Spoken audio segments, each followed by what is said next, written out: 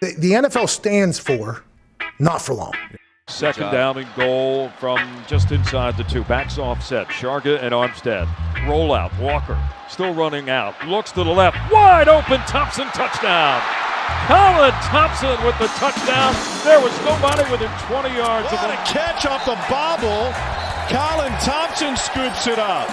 Lofting corner the end zone. It is caught for the touchdown. The first NFL touch for Colin Thompson is a score. Too many words I left to say, so they get left behind. I can't let you go, I won't let you know. I'm drowning in your wine. Another night is down. Welcome back to another episode of Not For Long Media. I'm your host, Colin Thompson. I'm here with Justin Ayers. But before we get to this Just In segment, we're going to talk a little bit about what to expect on this episode. This is going to be a best of episode. You're going to hear a little bit, 5 to 10 minutes. Maybe a little bit more. It's really hard for me. It's like my baby here, trying to cut these down to, I started with 30 minutes. It would have been a 5-hour podcast, but we're not Joe Rogan, to quote Justin Ayers. So we're going to be a little leaner, and I respect that. And you're a smart man. We're going to be a little leaner. You guys are going to be able to hear from all of our guests. We've had Hall of Famers. We've had Super Bowl champions. We've had actors. We've had chefs. We've had, you name it, Sports Center broadcasters. We've had it all. And we're very thankful for everyone coming on. And it really just hit me talking through that, how cool this first little ride's been. We're thankful for our sponsors. I'll get into them. We're thankful for everyone that's coming on, and it's been a lot of fun. I'm thankful to Dion, Autumn, and Justin. And this is a next chapter of Not For Long Media moving forward after we got our first 10 episodes down. And we've learned a lot, and it's been fun. So before we get to this Justin, I want to talk about our sponsors. You guys know them by now. Cape May Brewing Company. They're new to our team here. I live in Cape May, and I don't want to say I'm a frequent at Cape May Brewing Company, but I frequently taste their beers on the weekend and really love their stuff. Ryan and the team over there do a fantastic job, and it's really easy to get to. It's right near the Wildwood, Cape May Airport right there, right off the Parkway, 5 minutes off the Parkway. It's 10 minutes from Cape May, and it's super accessible. They have all different types of beers for whatever flavor profile and taste you want. From IPAs to, I love their new Boat Ramp Champ.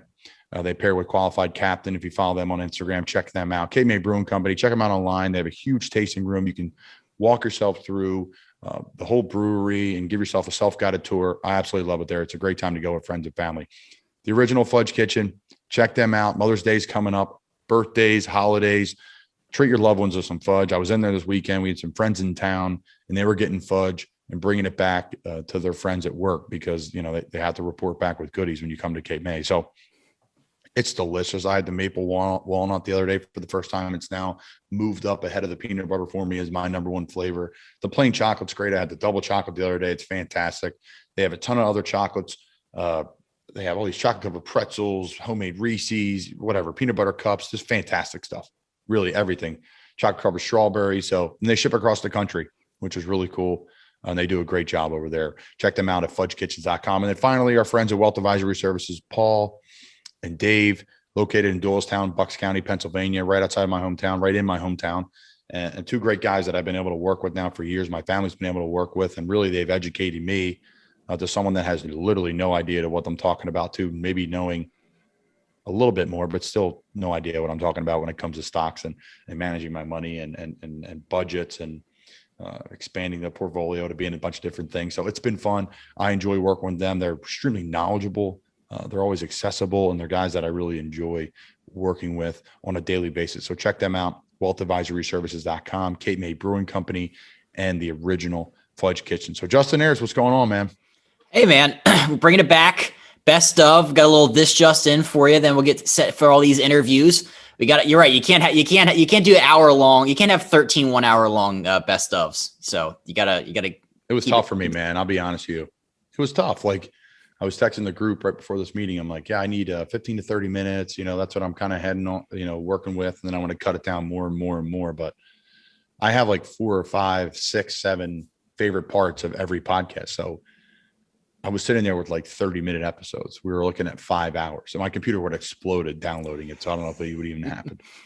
Every part is awesome. So yeah, it's got to be tough to keep it tight. But all right, 2 things for this just in. First up, NFL changed the rules surrounding the jersey numbers that players can wear. Now, running backs, fullbacks, receivers, tight ends, linebackers, and DBs can all wear single digits. Linebackers, they used to only be able to wear 50 to 59, 90 to 99. Now they can just wear 10 through 49. Like, there's a whole lot of numbers. I'm not a math guy, so this isn't really my forte. But Tom Brady, Bucs quarterback, not a fan. He took to Instagram and he said, good luck trying to block the right people now. Going to make for a lot of bad football. Colin, as somebody who actually has a jersey number, how did you feel about the jersey number change?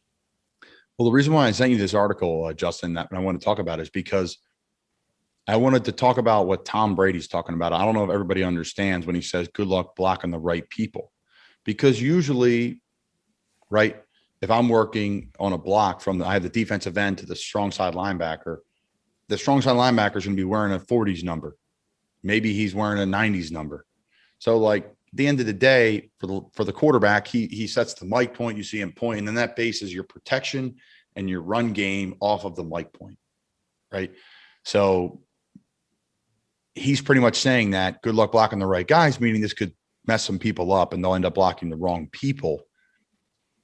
I think it's going to be interesting at first, but I think it'll be adapted, and I don't think it's going to be that big of a deal. But hey, Tom Brady knows a lot more about protections than I do, a lot more about mic points than I do. So I'm sure he's got a valid point. If he came on here, if we ever got Tom Brady, you were welcome to come on, Tom, just in case you're a frequent listener, and touch more on it. But me personally, I don't know too much about that, but I know that's what he's inferring to. That hey, listen, the mic points are going to be different.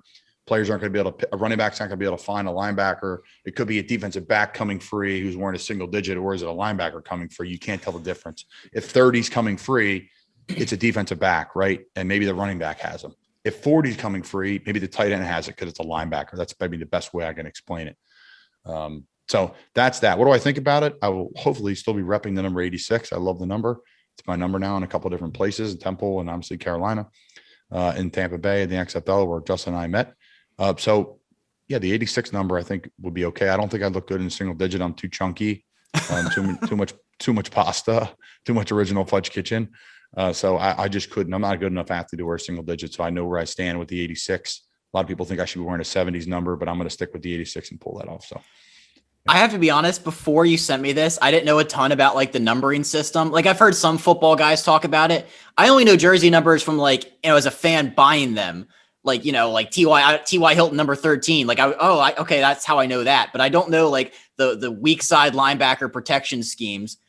You gotta keep us updated whenever training camp starts to get fired up and all that stuff. Just like if the conversations are taking place behind the scenes, hey guys, we have to figure this out because the numbers don't make sense anymore. That's right. No, it's going to be interesting. It really is. I mean, in college though, like some defensive ends wore 7. It's not like college, but they get it done in college too. So we'll find a way to get it done. We should be able to, the best in the world, quote unquote. So you should be able to figure it out. Exactly. All right. Next up, this just in. Under the NFL's new CBA, players will not be tested for the chemicals in marijuana from April 20th to August 9th. So it's a big deal. I like how they started on 420. Very appropriate. But yeah, it's the CBA. They raised the threshold for a positive marijuana test. They got rid of suspensions for positive drug tests. Instead, the NFL is just going to do a fine system instead of suspensions. A lot of guys are using this for therapy. A lot of guys are using this instead of prescription opioids, which are terrible for you. It's a good thing, I think. I don't know. What do you think?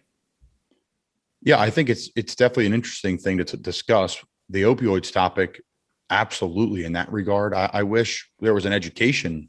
I don't know if things have been clinically tested for marijuana like they were for obviously opioids, where there's backing of knowledge and facts, and this is horrible for you for X, Y, and Z. Obviously there's always a negative repercussion for something. Obviously for some things it's smaller than others, but I could see in 20 years, your nutritionist giving you something to help with anxiety or help with sleep, or that's the only another really way you recover. You could do what you want, but the rest of it's all just pain maintenance. But sleeping is the only way you get it done. So, hey, listen, this is going to help you get that from 8 to 9 hours, or help you get from 6 to 7 hours because you don't have anxiety about the game tomorrow, and it's something you could take before bed, or something you could take from meetings to help you focus and relax a little bit. So I'm for it if it's going to help make people healthier, happier. Absolutely. Why not? The reason why I sent this to you, Justin, was because I think the one thing that people got twisted for with drug tests were that people just get tested year round anytime. So that's why I want to give a little information on this as well.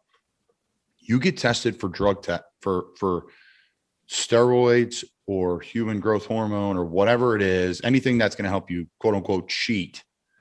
You get tested for that type of thing year round, anytime. They could come within 8 hours. They could be right at your door and you're peeing in a cup. Right. So I've had random drug tests where I'm working at a temple and they'll say they'll be there in a minute. I've had random drug tests where I forgot to fill out where I was. I was supposed to be in Cape May, New Jersey. That's where it said on my location, but really I was in Gainesville, Florida, visiting my fiance. So it's no big deal. You just say I'm in Gainesville, and then some guy drove from Tampa about 8 hours later and I peed in a cup. So, obviously no issues, right? So it's no big deal, but I just want to paint that picture of that sort of drug testing is year round. When it comes to street drugs, usually from 4/20, April 20th, ironically enough, all the way to August or whatever that time was, that's when we would get tested for street drugs. You get tested one time. If you passed one time, you're clear for the year. So that goes to show you that this is the test that was passable before, right? And now it's even more so. So I think it's great in the sense that, yes, if it's going to be used the right way, for guys' health, anxiety, whatever that may be. I'm not a doctor. I'm not a nutritionist. I don't know those things. It's not my deal. But yeah, I think it's great. I wanted to clarify on that as well. So we clarified on jersey numbers. We clarified on drug testing. There's a little inside before. So if guys were failing drug tests before in the league, you had a problem putting it down.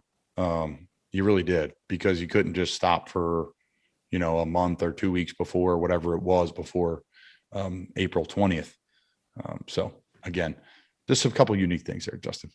I like that. Yeah, you can peel back the curtain. People like this kind of stuff. Like, and one more thing on that, and we have one more small topic is, I love the whole like treatment-oriented approach they're doing. So like, if a player tests positive during training camp, his test is reviewed by like a board of doctors, and they're going to look at the league and they're going to come together. And if the board decides that the player needs treatment, yeah, you can keep using it.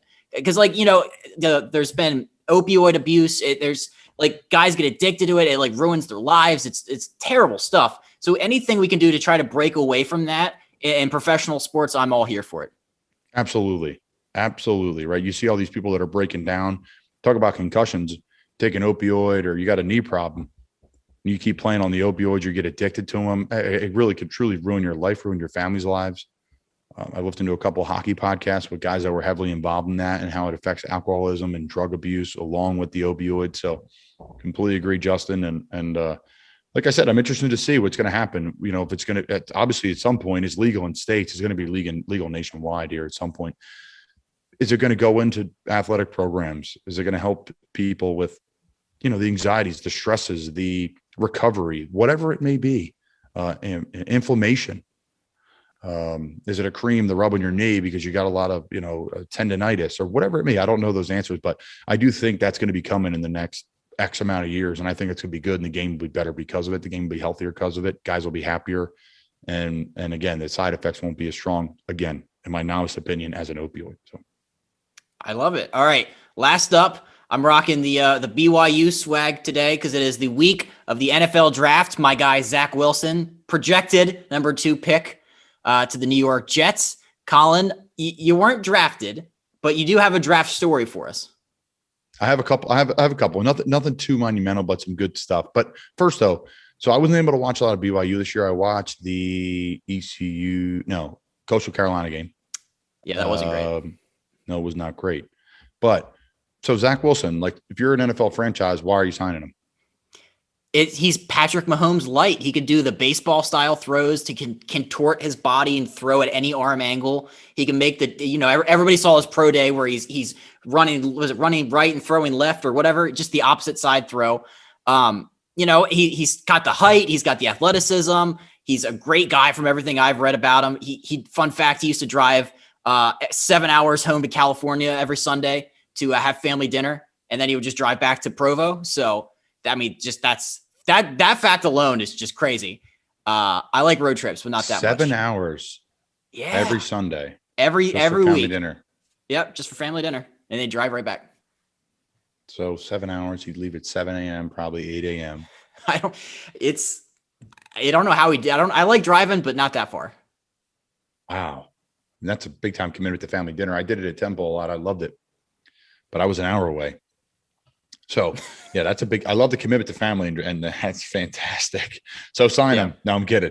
No, I wish him nothing but the best of luck. I was not a first round pick. I was not a top 5 pick by any means. I went undrafted, Justin. I figured, we'll talk about a little bit my journey with the draft process. So I went to the pro day. I had my own pro day. I didn't run that great.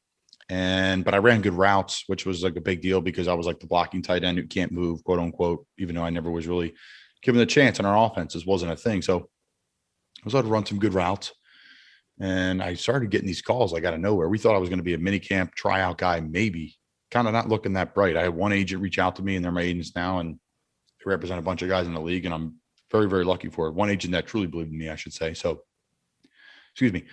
So we started feeling these calls, and all of a sudden, like I had like 25 teams end up calling me, and we didn't have a team talking to us at all for months. I mean, I literally was very concerned. And did I pick the right agent? Did I do the right move? Did I not do enough? Did I run him back 40 to kill me? And the agent called me on like the third day of the draft. He's like, I think you may actually get drafted here. Like, this is if you get drafted, this will be the highest miracle story. This is the biggest climb I've ever seen in my life. We're feeling a bunch of calls in the 6th round. And this is a story for a lot of undrafted guys. I'm no different. Every guy's got the same story. I was getting calls. Hey, we may take you here. Hey, we may take you here. But really, they're probably just trying to get you to sign with them undrafted. That's what ends up happening. It becomes a recruiting process at the bottom. So, you get all excited for that team, and then all of a sudden they don't take you, but hey, we love you anyways. We would have took you if we had another pick, one of those type of deals, So, if there's 8 rounds, man. Yeah. Yeah. Right. If everyone said, there's just one more round, but sometimes it's better to go undrafted, to give another insight. If you go drafted, you have to play, you're on a 4-year deal with a 5th-year option. So it's longer to get your second contract. If you are undrafted, you're on a 3-year deal with a 4th-year option. So that's a little business side of it. It's a shorter time to get to your second contract. Even though this will be my 5th year playing pro, which is crazy to say. That was my first year in the NFL, technically with a credited season. So I'll need a couple more years, which is fine by me, man. I'm glad I'll stay. I'm very lucky to play where I play and do what I do. I have no complaints on me, but that's just a little business side of what happened. And then, I went undrafted to the New York Giants. My family was here. My fiance was my girlfriend at the time, obviously. Awesome. We had like 30, 40 people in Cape May at my parents' house, just going crazy and spraying champagne everywhere. Like I was the number 1 overall pick. But I went undrafted, and it was just an unreal day. A lot of tears.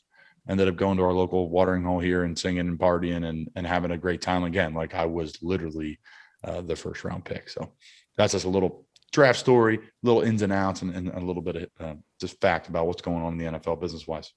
I'm glad you clarified so last year was your rookie season. Just because you've been on practice squads before that doesn't mean that you have that as service time or whatever. Yep. So a lot of guys are already on to their, like I think I came in. Did I come in with Sam Darnold? I may have come in with Sam Darnold. I believe so. 2017.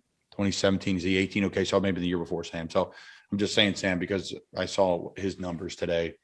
You can look up all our salaries online. It's all public stuff, but So like talking like money, that people get funky, like when I'm out in public, and we're having fun now on the pod as we're going to finish things up here and talk about what's next. But like we talk about money very openly, not money, like how much I made and what I'm spending, but like, I made X last year because it's right there. You can just Google it. It's no secret.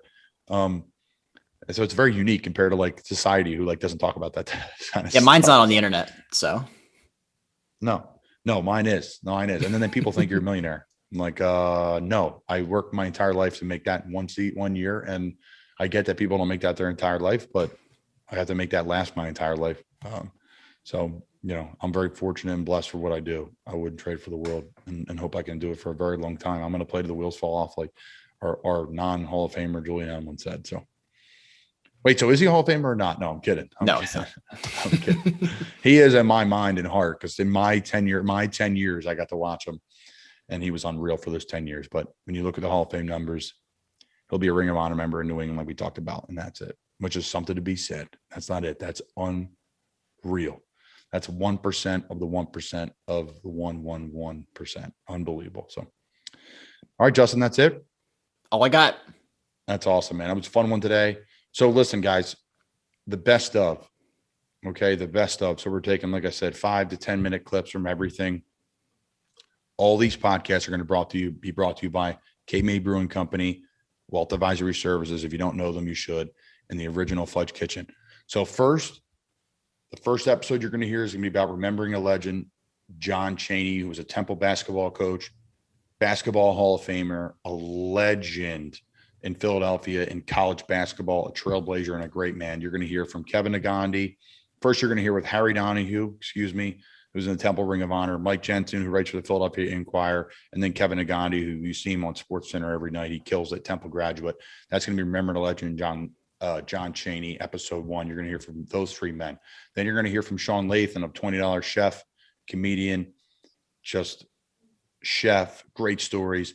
Then you're going to hear from Micah Pueschel of Iration, lead singer of Iration, which is the music of our podcast. Check their music out. He's been generous enough for us to use his music, and they're great people over there at Iration. Be able to have drinks with them and have a good time with them. They're great guys. So check out Micah Pueschel. That's going to be episode 3. Episode 4, Mitch Purgason. He does custom clothing for a ton of pro athletes, including lower level guys like myself and upper level guys like Christian McCaffrey, Robert Tonyan, and George Kittle.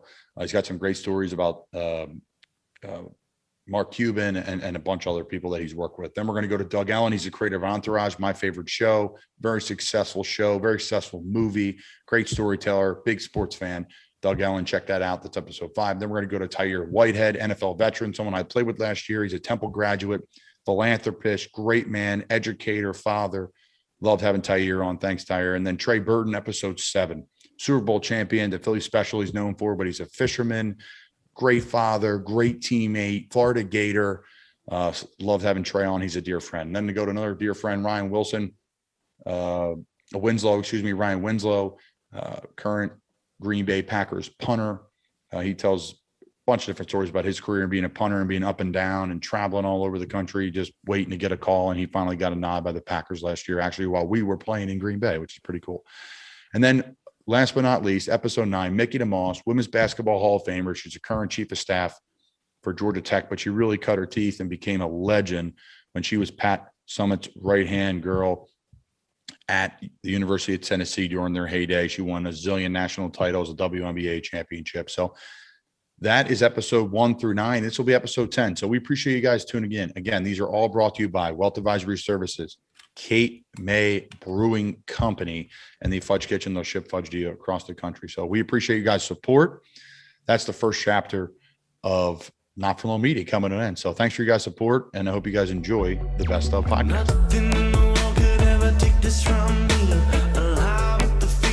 Well, the whole landscape of college basketball when it came to coaches, when Coach got that job back in 1982, I guess it was, from Peter Lee, of course, who was the president at Temple. It was so different than it is today. I mean, everything about the game, marketing-wise, television, conference, but even at his level as a coach, there were only, I want to say, 2-3 other coaches that were African-American of a national reputation at the time. John Thompson was at Georgetown. Nolan Richardson was at Arkansas. George Raveling was out at, I believe, Iowa, maybe Southern California. And then there was John Chaney. And everybody in Philadelphia knew John, if you were familiar with basketball. Going back, he was a great high school player in the city. Unfortunately, he couldn't get a scholarship coming out of Ben Franklin High School on Broad Street. And he had to go down to Bethune-Cookman at the Division II level and play. And he was a native Floridian. So it was like going back home a little bit for him. Then he came up to the city. He coached in junior high. He coached at Simon Gratz and won. And then he went to Chaney and he won a national championship. And then Peter Lee, of course, who I think among most people who knew what was going on back then, he had a vision for the future. And he got rid of Wayne Harden as the football coach and hired a guy by the name of Bruce Arians, who was 30 years old and the youngest Division I-A coach at the time. And then he hired Don Casey, who went on to coach in the NBA. But he brought in this black coach from Chaney State at the age of 50, John Chaney. And people say, what is he doing?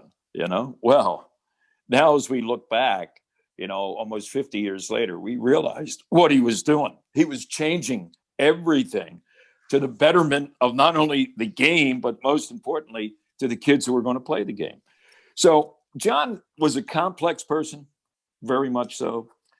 Maybe the smartest guy I have ever met in all my years of covering sports. By that, I mean, I don't mean just X's and O's in his profession, but in terms of being well-read and learned. He was the teacher of the year in Pennsylvania. A lot of people don't know this. When he was a junior high teacher at Sayre Junior High School, he was awarded the teacher of the year. And he said, of all the honors he won, that was the most important honor that he ever received. And he went to the Hall of Fame. Okay. So it's tough to answer, but that's a little bit, if you scratch the surface, about the times when he became a coach and what he did over his course of 24 years at Temple and all the hundreds of players, and more importantly, not only at Temple, but around the country that he impacted. And of course, you know how a lot of black coaches today will say, I was inspired by just reading about Coach Chaney and seeing him. Did he have foibles? Yeah. And who didn't? Okay. And he was on a national stage and he committed some of those foibles. I'm talking about the Calipari thing and everything else. But he made up to Coach Calipari. They became good friends. And John would be the first one to say, I'll tell you a story. He said one time after the Calipari game, he had a bus home from Amherst. Gets home late at night to his house in Mount Airy. And you know where Mount Airy is. And he's lived there all his life. And there was nobody home. He's looking for his wife. Jean, where are you? Calls his daughter and says, where's your mother? And his daughter says, she's over here with me and she's not coming home tonight to be with you. You made a fool of yourself today. and she said, and I'm not coming over either. So he realized he made a mistake, but that was John, you know, and you took the good with the bad. You said he was well-read. Is there a particular conversation that you had with him on the plane rides, on the buses, at the pregame meal, night before, whatever it may be, having a breaking bread, that was just out of the norm? We weren't talking basketball. We're talking politics. We're talking whatever that may be.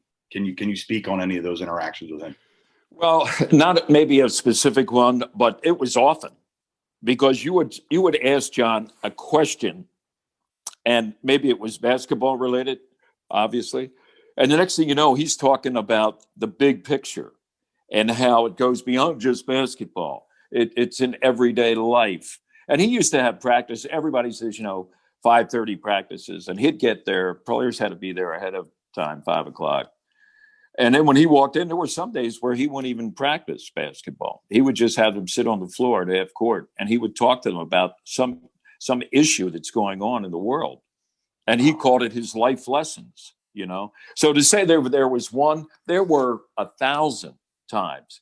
And I can remember going to practice one day and having an arranged interview. And we used to do a show, coach's show, weekly. And I would ask them a question. And like literally a half an hour later, I didn't have time to jump in for a follow-up question because he was still talking and answering the first question. He would just rumble on. And we'll go to break. Or ramble on. Yeah. So, but he was, you could ask him about anything. You could ask him. He told me one time, he said, how do you look at a kid and determine whether he's a good athlete or not? I said, well, it's basketball. How's he score? How's he rebound? No. He said, watch him run. He said, I don't care what sport. Watch him run. He said, you saw Jackie Robinson? Now, I'm old enough to have seen Jackie Robinson. Jackie Robinson was a great football player at UCLA. He ran track. And, of course, baseball was the sport. But he said, he's pigeon-toed. All good athletes are pigeon-toed. Now, I don't know. Did he have like data to back that up? It's pretty tough, right? But you know what I started doing, Colin? I started watching kids as they ran and see whether they're pigeon-toed or not, because John Chaney told me. Yeah, exactly. And you know what? Most of the good ones, they're pigeon-toed. Yeah. Most of the good ones, I'll say this, they're a little quirky in their way, or you'll talk to a strength coach and they'll say, oh, his hips are tight. I'm like, well, he's like the best athlete on the team. So like, maybe. Okay. The next time you're at practice at a high level with a lot of high level athletes, check them out.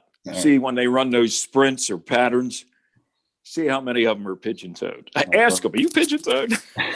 John Chaney says that's why you're a good athlete. You're going to say, man, Colin, we always thought you were a little weird, but not this weird. Well, okay. Tell them somebody else clued you in on it. The Hall of Famer clued me in. That's right. Of John Chaney, but I'll start here.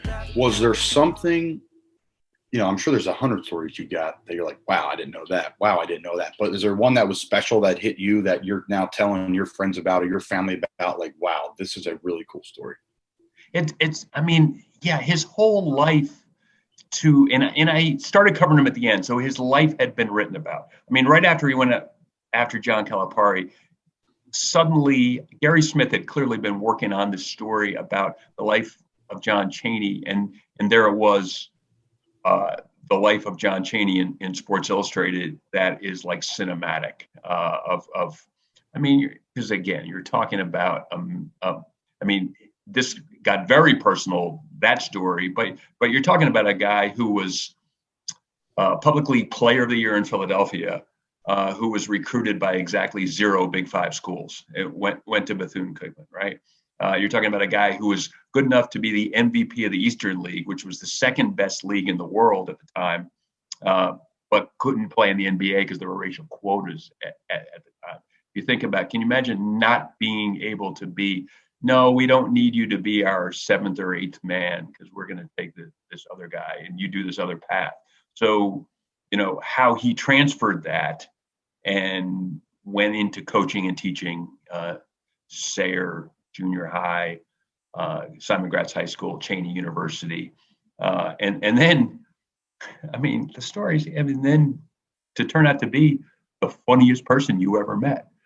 So the stories, you saw the rage come out at times, but he, how he said things, and in some of it was just a simple, blind man ain't got no business at the circus. He was just kind of a street poet in addition to be a street philosopher. So, the memories sometimes are like once a year, Dayton Marriott. Instead of holing up in his room, he'd come down to the bar after the game. And I can remember one year being there and he's spinning stories for like 2 hours. Everybody's laughing. And you don't even realize there's 2 guys at the next table who were just, staying at the hotel. They didn't say a word. They never said a word. Then all of a sudden, there's one guy slapping the table because he's laughing so hard. And you didn't even know he was there just because John was being John. So there were a lot of sort of misnomers about John being John, because covering John, I always said he gave you full access to his brain. And I wrote in the story that I sort of had a working theory that basically anytime you thought John was crazy, he showed you that he knew exactly what he was doing. But anytime you thought he knows exactly what he's doing, he showed you he was crazy. So yeah, there couldn't be a better guy to cover. And I was blessed. I covered the Matt Rule era of Temple football, writing columns. They throw us all into Eagles Super Bowl, Phillies World Series runs, covered Villanova, covered Smarty Jones, Barbaro horse racing. Epic sagas. The highlight of my career is covering this man.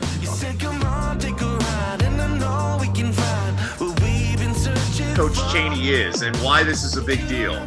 And so the next day I bring in the dishes and I drop it off and I don't think anything of it. She made 4 dishes and some of the bread. And again, it was all 100% authentic. So I go to class, and this is like mid-90s, before beepers, before cell phones. If you had a beeper, you were the cool kid that would go to the payphone, right? And it's hard to get in touch with anybody until you're done class. So I'm doing my whole thing, and I get back to the Temple News, and my phone is blinking nonstop, and there are all these Post-it notes everywhere of messages. And I'm like, what the hell is this? And it was the basketball office, and the basketball manager, Chris, had had been just calling me all day looking for me. And it was just like, call me back. So I, call him up. I'm like, what the hell's going on? He's like, get over to the basketball office. Coaches, this is the only thing I had to do all day. I had to find you. I had to go to all your classes and look for you. Please come to the office. And I'm like, what the hell's going on? So I go to the basketball office, and Chris is just like, Coach loved your food. He loved what your mom did. He wrote her a letter. Here it is. And he has all this swag, but it's not for you. It's for her. And I was like, are you kidding me? And he's like, yes, this is the only thing I had to do all day. And Coach was on my ass about it.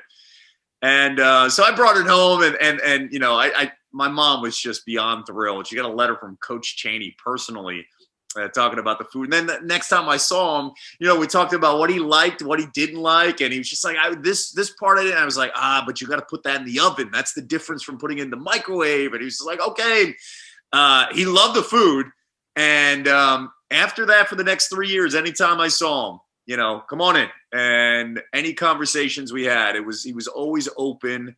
The door was always open. And, in the last week, Colin, I've heard so many other similar stories where his door was always open and the conversations were intended to go one direction. And suddenly 3 hours later, you walk out of there and you're just like, what just happened? And that's what Coach was. Coach was all about learning about who you were and how he could help you, but at the same time share the experiences with you. And honestly, like, Colin, I just go back to so many questions that I had as I was learning my way in this field and navigating as a college kid, yet at the same time, Duke's in town, or Kansas or UNLV, and you're in these press conferences and you look back and you're like, that was probably a dumb question by me. And Coach never was there to just kind of make you look bad. Coach was there to explain like life, at the same time explain,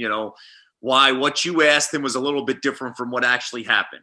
And there are many coaches, I think, that we've seen through the years that don't handle that really well. And so I'm forever grateful for his grace and his openness to just say, this is a college kid.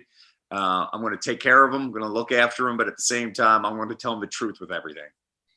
It's amazing, these stories. It's amazing how open he was with things now that you would say, where are you from? No, I don't want to know Phoenixville.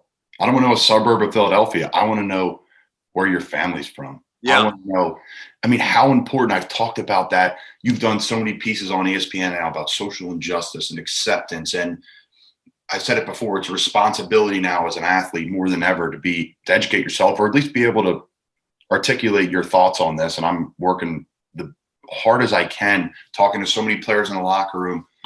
But how important would he be in today's society, having those conversations? Harry Donahue said he's so worldly. Like, he just had an unbelievable mind about what was going on in the world. Certain practices, you would come in, that guys would sit down for 2 hours. A ball wouldn't even go on the floor. They wouldn't even run. They'd learn about the world. How important would he be in today's world, educating players? Colin, that's a great observation. And thanks for relaying what Harry's saying, because it's 100% accurate. Yeah. At the time in the mid 80s, there were no black head coaches that were giants, and it was just John Thompson and John Chaney. And then you see the Nolan Richardsons of the world who, gained that fame in the 90s because of Arkansas. But it was John and John who opened the doors, I think, on the national level, right? They saved these kids' lives. Kids that came from nowhere, and honestly, and not only gave them an education, but the experience of life outside of where they were and the belief of hope. And that's what I think everybody that had the chance to be touched by John saw.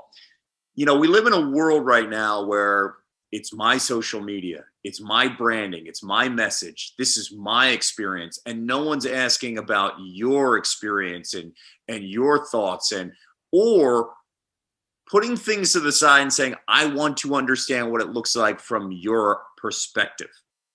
And you can say that has affected us in many layers. For John to say, where you from, and want to know about my parents' experience, he didn't have to do that. Just show, and it extends to your comment about being worldly. It extends to what you're doing inside the locker room. You're trying to gain a perspective that, granted, you weren't born with, but you want to better understand, right? And for me, it was always relatable. I was very lucky. I grew up in a household where it was like we have Eastern values, and I walk out and I have Western values, and I come home and I try to figure out how to make that work with my parents. But at the same time, my parents were fully aware that I was going out in a Western value world, coming home, and they were telling me about Eastern values. So they always understood it's compromise. It's not this is how it is and it doesn't matter. It's this is why we do it, and this is what makes sense to us. And I carry that with me in every conversation I had with somebody that looked different from me, where it was just like, this is what they know. It's not that whether it's right or wrong, it's just what they know. And it's my opportunity to kind of educate what it's like from my perspective and ask the right questions, the questions that I wish people asked me. And John asked those questions where he didn't have to. So I think that I come back to another thing. It's this common bond that I think John saw in many college kids in North Philadelphia. We were all underdogs. You experience that right now in what you do on the NFL level, but you experience that in college. We are underdogs everywhere we go. And I think Temple, North Philadelphia, and Philadelphia as a whole has always identified that with John, that John is kind of like our piece. He is part of our family where he's the underdog who made it.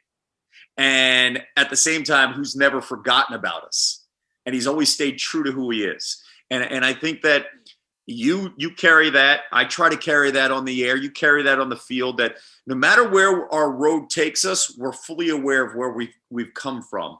And that never escaped John. And I think that nowadays that kind of messaging needs to be sent out everywhere to everybody, where you can live in the moment, but also don't forget what got you to the moment. And don't forget that the perspective that you have is different from somebody else's perspective. And that if you ask the right questions, you can learn from that perspective and be a better person overall. It's another level of electricity when he goes out. Like he'll like one time, I mean, real quick to finish. And then whatever we did, like if it was time to podcast or if he wanted the idea, we would exhaust every possible option. And then anybody we knew that we didn't know that somebody we knew might know, like whatever it took, we were on a mission for whatever it is what we were doing, and it happened. That's how all the podcast started. And then again though, but the partying aspect also. For most of the time I was with him when we were early on, he was single, and I was single for a little. Then I had a girl, then I was single again. But he'd be like, one time he called, the Penguins were playing Tampa Bay in the conference finals before one of the years they won it, maybe 2016 when they won it all. And he sends out a group text. Hey, were you guys free tonight? And we're like, yeah, what's up, Pat? He goes, well, come on over about 4:00. The jet leaves at 5:30. We're going to Orlando or whatever the fuck, Tampa, to watch the Lightning. I got a box. We're going to watch the Lightning and Pittsburgh game tonight. And it was one of the most electric nights of my life. We get in, we go to his house, we get in a fucking Suburban, we head to the little airport, jump on a private jet, go to Tampa. He has a vans waiting for us. We get the vans to the place, escorted through, just have the fucking electric night. Penguins winning, double OT, right back. I mean, he's done that. He did that 3 or 4 different times where he just got a jet and we all went somewhere and just partied. And then in Pittsburgh, we went to Pittsburgh one time and he's in there. He goes to the bartender. He goes, listen, here, he's giving him a few $100 or something. And he goes, anybody who's physically touching the bar right now, the place was packed. I'll buy him a shot. Just line up. You know what? Just put out 100 shots ready to go right now. By the end of this bar, I was walking around with a bottle of Fireball. Like, no bar lets you do that. No bar gives you a bottle as a customer. I'm walking around just pouring Fireball in people's mouths. I'm standing on the bar pouring it in people's mouths. I was bartending at the upstairs bar. My buddy Bobby, the money guy, was with us. He's wearing a fucking penguin outfit, walking around with a bottle. Pat's buying the bar up. He might have even walked out without a shirt on. I mean, the next day he gets a boat and he turns the casino boat, and then with real money on the line. Like, okay, it was a play casino, right? Play money. But whoever had the most chips at the end, Pat was like, I'll give you $2,000, whoever has the most money at the end of this. I mean, the shit was just a whirlwind of electricity. We're going to the end. We're going to the race in Detroit. I got a plane. Let's go. Next thing you know, we're at fucking Hard Rock. Everybody's playing craps, winning thousands, bro. Yeah, he's an electric guy. Whether it's business or pleasure, it's electric. And it's 100% consuming. That's why that dude is a rocket ship. And then you just get caught up, right? And you get sucked in and you're on. And it's a great ride. And it's a fucking great time. The guy's electric. And he's just good at everything. Like another level of human. Like doesn't matter what he's doing. He's going to excel at it. If he there's just something in him. I mean, even he throws a football faster and harder than anybody I've ever felt. And he's a punter. This thing has just exploded to another level. And like, I don't know if it's the entertainer in me that always wants to be better and more and more. Like I'm still nowhere happy with where it is. And I want it to go larger, but you know, that's just how it is, I guess, when you're always motivated to keep moving and never happy. Like I'm content. I'm happy with the product, but I'm not happy with where it's at. But just having like so much fun and having a producer for that long a time, like a soldier that's going to film and edit everything, like doing a demolition derby. Like I've done so much shit that was just so outlandish, you know, smoking ribs and then doing a demolition derby and almost dying. Like the show, the main thing I always preach to people is that I'm not an expert. So if I fuck up, just don't do what I do. I've never cooked at a restaurant. When I first started this idea, Pat said, all right, we were at his birthday dinner, maybe his mother's birthday dinner at Sullivan's in Indy. And the owner starts talking with the manager, right? The GM, and, you know, got our own little private room and we're talking. And Pat was like, hey, what about because at first he was like, I'm going to send you to culinary school. That way, you know, your shit. And I was like, I guess I'm dropping everything and going to culinary school. Like, that's how your mindset is when you work for Pat, right? And then he was like, all right, no, that's too much. So he got me a job working in the kitchen for free at Sullivan. So I got a job like I lived right next door to it. So for like 3 days a week, I'd just go show up at noon, put on an apron and be like, what do you want me to do? And the chefs, and they all were like cool about it. And I basically did all the shit that the lowest guys on the totem pole were happy to give me to do. Till you learn. But I learned. I was learning. And, you know, I did that for about 3 or 4 months. I just had this job that I didn't get paid at just to get in the kitchen and work. And then we started filming. And the main thing I always try to say is, look, I am not an expert. I'm just a dude who likes to cook. If you want to learn from an expert, the internet has a million of them. Go look at Gordon Ramsay, Aaron Sanchez. I mean, there's literally a million amazing, classically trained to, you know, all levels of training and experience. Go watch Anthony Bourdain videos. But I'm not that, right? Like but you offer a whole other thing. You're like Barstool is. That's what makes Barstool great. Is it's unfiltered. It's authentic. Here's who I am, and they bring in those people that feel the same way. Like, yeah, that's Barstool, but Barstool's great logo, great theme, but it's the people that make it up that make it special. You've been in and out of the company. I watch Food Network. I watch Triple D. I love Guy. I watch, you know, all the different shows, and I love food. I love the social aspect of it. I love eating it. But what makes your show special is it's authentic. And you say that. Like, I'm chopping onions. Well, hopefully I don't chop my finger off here. You know, I'm crying. I'm taking shots. You're just yourself. Anybody who doesn't watch it, I encourage you to follow. But nonetheless, is there an experience that happened on that show that molds you who you are today? What I like about the show is that my favorite part is doing the material, the stand-up material. Like that's basically my workshop now for stand-up. But now what the show's done for me, it has made me a much better person in the kitchen. Like beforehand, I needed a recipe. Like I just didn't have it all in my brain to be like, oh, here's what I'll make, you know? And even now I'm a stoner, so I don't retain everything. I've done 400 episodes, but I can't remember all that shit, you know? But if I go to a refrigerator and a freezer and I can see what I got, I don't need to look. I go, oh, I could do this. I got that. I start grabbing shit out and I can make something. So what it has done, it has made me definitely a better cook. Like a cook is a person that follows recipes. A chef is a person that creates recipes. basically. And I'm more chefish. I'm still dog shit compared to any real chefs, but I'm saying on my own scale. Yeah. I'm way more chefish than I am cookish because of doing that show so much and having to do so much research and try to keep it fresh. And I could never just like send it in because, I can't. I have to do 8 episodes a month, so I need all the material for that. I need all the different recipes for that. I need to be able to also make sure that it's nothing similar. I can't do 3 episodes that are similar. You have to, keep on changing it up. And but the main part I love is just being able to just spout off shit from my life, like life stuff, relationship stuff, growing pain stuff, ups and downs stuff, emotional things, or whatever. And a lot of it, but my favorite part definitely is working in all of the material. Because I know if people start quoting it in the comments that it can work on stage. That's kind of like what I'll do. And this year alone, I've done a ton that I can't, and I haven't done any stand-up. I've written a lot, though. I did 80 episodes this year, I think, before I stopped with Barstool. But the material, I was like, the COVID kind of, because I'm not I don't know, the hustle bustle of Barstool life and all of the politicking and all of the who likes who and who don't like who in the office. It was I was the only thing that turned me off because I was like, I wasn't really part of any cliques and I wasn't partying with them. And I'm older than most of them. So it just kind of like me being able to have the freedom to have a producer, editor, and then just not being around anybody, just do my own thing, somehow also helps to like kind of refresh, get back to the early stages of this show.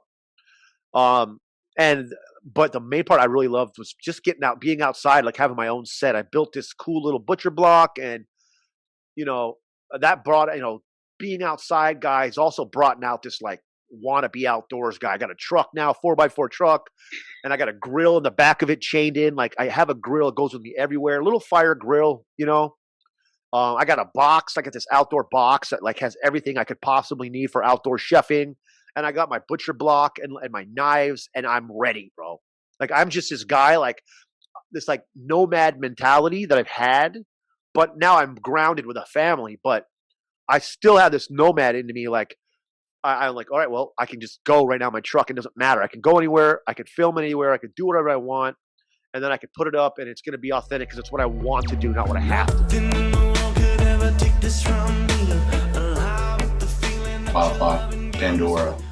How has that changed the game in the music industry? I mean, I know there's a lot. I know it has a lot. I've read some articles on it, but maybe in layman's terms for myself and our listeners, how's it changed? So just the most basic way of thinking about it is, right before we basically got to the music industry. So we hit it at pretty much the worst possible timing, which was right after Napster took over. Before that, it was, it's good. There's some good sides and there's some bad sides to it. So early days, the music industry is controlled by radio. It's controlled by major labels, right? There's like 5 major labels that are controlling all the artists. They're feeding all that music directly to the radio stations. So the radio stations are then playing those music. Those artists get big. That's how people discover music. There was no internet. There was no Spotify. There was no YouTube. So you're finding the music through TV, through movies, through soundtracks, through MTV, through radio. That's how you're hearing new music, right? So, and the major labels were in cahoots with radio stations. So they're just feeding them acts and be like, here's a new act. You're going to play this. They go, okay. Money, it's all this, it's politics, right? Yeah. The internet. So, and then they sell CDs, which cost 10 cents to make, and they sell them for $15.99. So you can imagine in the market, you sell 1 million CDs, think about how much money you're making, right? So it was a giant scheme. It was a giant, the money was huge. The acts that were out were making so much money. If you had a hit in those days, you were a millionaire. You're making all this money. It was fat. Everyone's fat off the business, right? And then Napster hits, and all of a sudden now it's like you can't sell it anymore. Now there is no selling music. Nobody buys music anymore. It's all about subscriptions. It's all about streams. Now what that does do, and YouTube opens the door to a lot of artists that don't have major label backing, right? Independent artists. So acts like us, acts like Revolution, acts like, these acts that never were on a major label. We had major labels that were interested in us, but the deals, we just never wanted to sign away our music or sign away, do these deals where they take all the product, you take your publishing, they take all that stuff. We just never wanted to do that. We always stayed independent. And the one good thing is that, it opens the door for acts that are smaller to kind of like get out there. Oh, I discovered this act on YouTube now. I discovered this act through my Discover Weekly on Spotify or Apple Music or whatever. And that's cool. So, you can have these acts that go viral, or these acts that come out of nowhere, and that you discover these talents of people that you would never have seen otherwise.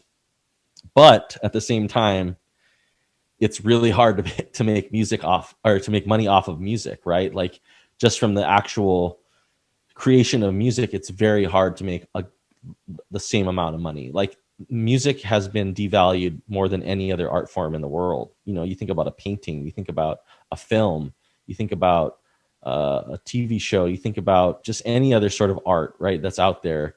It's just so much more valuable. That piece of art, or that, a photograph or anything. If you try to steal someone's photograph or someone's film, you're going to get sued. And it's like in music, it's just like, it's so easy to do, it just became this thing where it's almost normal now. And like, people get pissed if you can't just have the music for free, And so, it went from making, $15.99 CD on a 10 cent price to now we're getting a fraction of a penny per stream. So, we stream 100 million times, you're making a few $1,000. It's not much. And it used to be. So everybody listening, turn your volume down, plug your phone in, and all night long, just play. That's what I'm going to do. I'm going to put Spotify on the laptop. I'm going to ring it through. There was a band that when they did something like that, where it was like, they were trying to like screw the metric up, where it was this band in Europe, and they basically took their phones, and they just had their stream running their like 24 hours a day, and they had it on like all these different things, and they just had like dedicated things to just streaming the songs over and over and over again, just because they figured out that they can make more money by doing that from their streams, you know what I mean, than the subscription they were paying. So they were just like streaming their own music and getting paid for it. And they figured that out real quick, Spotify and all and so figured it out. So that's the music industry now. We make money off of live performances. We make money off of selling tickets. So it is a big thing for us, is having to be able to tour, and not having that chunk of our income has been tough. But we're one of the lucky bands that can survive. But it's it's also just hard, because it's like, imagine if you were doing all the other stuff and not being able to play the games in football. You're lifting, you're training, you're doing all these things, and then you don't get to play for 2 years or a year and a half. It's like, it starts to become a real bummer. It does. It really does. It's a great comparison. What is this going to do to the industry moving forward? I'm sure it's been a topic you guys have talked about a bunch. It's been a topic of, a lot of people like yourself, Iration, maybe 15 years ago, wouldn't have made it through this, right? I mean, talk about what it's going to do for the industry moving forward. Listen, Iration 4 years ago, maybe wouldn't have made it through this. We would have made it, but we would have probably I would have been doing something else for this whole time. You know what I mean? And I'm lucky enough where we can, I'm able to work on the music and still get paid, and not, we had good financial managers and stuff like that. So we're ready in case something happened. We didn't expect a pandemic. Obviously, we were thinking more like one of the guys breaks their arm or something snowboarding, or because we have a bunch of guys that are surfers and snowboarders, and like, oh, one of these guys is going to hurt themselves eventually, and we're going to have to miss a summer or something like that. And so we were more prepared for that kind of deal. And so, I think one of the good things, and this is in the beginning, is it forces everybody to be innovative and change the way that they think about the business and think about the way that they're interacting with their fans. I think that's a huge thing for us. And, we try to be on the forefront of all of that. And we started doing Twitch streaming. We started doing, we started a Discord channel, which is just, we're trying to build communities in places where people don't necessarily have to go onto social media sites to interact and be a part of it. I know a lot of people are trying to move away from Facebook and just socials in general, just because of how toxic it gets and how you get the addiction level of, Instagram and all that stuff. It's tough. If you watch The Social Dilemma, I think, and I'm avoiding it on purpose. It's hard. It's hard to reconcile. And he grows on. Yeah. Quick story, and then I'll let you go for me. It's not as funny. It's not that entertaining, but Mark Cuban came to speak at Florida. And this was freshman year, 2012. Me and my buddy Fitz went over. There's nobody there. The place was half full. Yeah. And it was a solid sized, amphitheater, right? 2 levels and, 2 rows in the middle that go up to the, to the main area, and then 2 on the side. Like, it was decent size. It was half full for Mark, but Mark was great. He put his email up on the projecting screen, and he just said, "Hey, listen, if you have a good idea, shoot me an email. I'll read it tonight on the plane back. And if the first 2 lines are good, I'll keep reading." I was like, wow. And at the end, he's like, "I bet half of you didn't even write that down, or half of you will never email me." So he's probably right. Maybe more. 99% probably didn't even email him. But that's the Mark Cuban story. Also, Sydney, my fiance, played women's lacrosse. Shout out Florida women's lacrosse.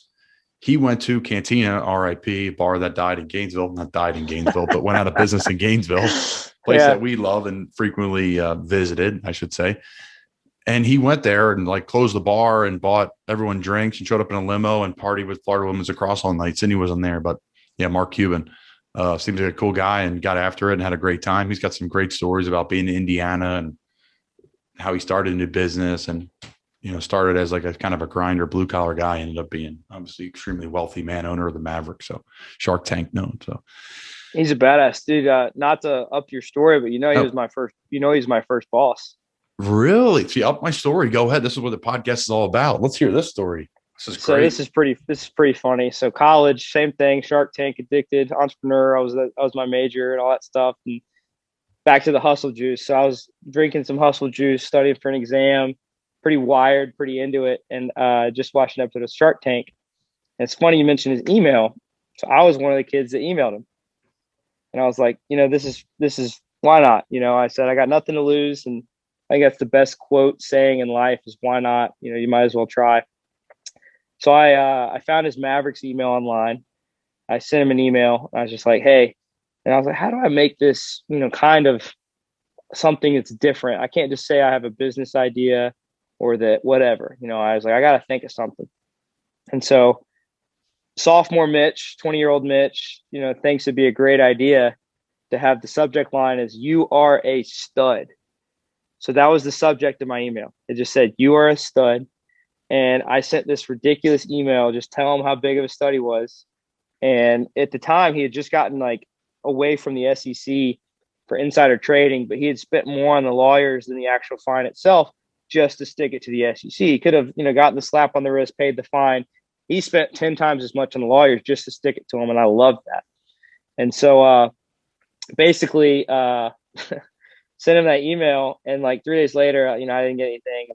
I was just studying in the library again. I looked at my phone and it said RE, Mark Cuban. He responded. And it was like, "Thanks for the email, LOL. I have a new app. Let me know what, here's the link. Let me know what App State student think of it." So here I am just reading it. I'm looking around, thinking, one of my friends is playing a joke on me because I had told 3 friends I'd sent him an email. And, I look at it and I was like, what am I doing? And I respond to him. I was like, "Is this really Mark?" That was my first question. It was hilarious. And his immediate response for him, "Yep." And then I was just like, I got some questions I got to ask you. Life, what books did I read? Yada, yada, yada. So he started responding. He's like, I read, I think it was Good to Great, 0 to 1, all these books, just business books. And then I was like, what am I doing again? I was like, give me an internship. Let me work for you. He's like, let's see how you do with Cyberdust, which was the app. It's called Dust now. It's like Snapchat meets WhatsApp. And I was all right. And so I basically downloaded the app, created this position for myself called, head of engagement for App State Cyberdust. There was no position. He did not hire me as that. And I just started telling people about the app, getting people on the app. And if you look at apps, there's, you can see where people are downloading it. App State. So I got like 500 of my friends that I knew at App in high school and middle school and elementary school and all that. And I said, hey, download this app and write my name in a review on iTunes, the Apple Store. Write my name in, the review. I want him to know I'm hustling and that I'm doing this because I want to work for him and that he sees everything. And so literally I got 500 reviews on the Apple Store of like, Mitch Purgason told me about this app, love it, yada, yada, yada, whatever. So then he emails me and he's like, I see what you're doing. Make sure you tell people it's not just about the downloads or the reviews, but what the app's for. And I was like, yeah, but I got your attention. Well, that's 500 downloads, like that. He was like, yeah, keep going. He said, you can consider yourself an intern. Let's see what you continue to do.